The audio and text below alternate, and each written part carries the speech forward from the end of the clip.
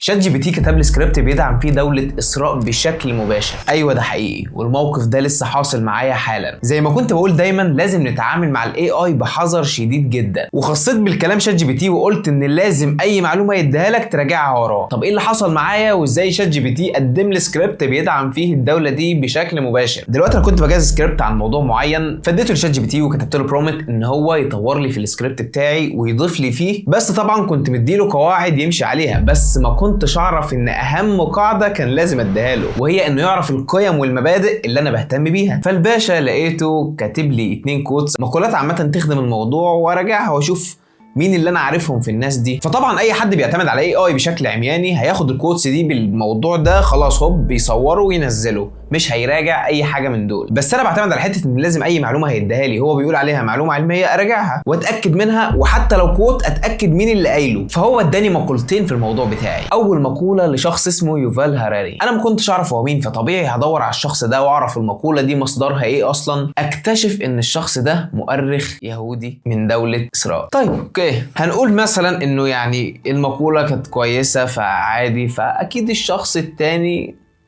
عادي، شخص نعرفه وهو سيجموند فرويد. هوب يطلع سيجموند فرويد اصلا نمساوي من اصول يهوديه. فصباح الفل، يعني مش معقول كل المصادفات دي. فتيك كير.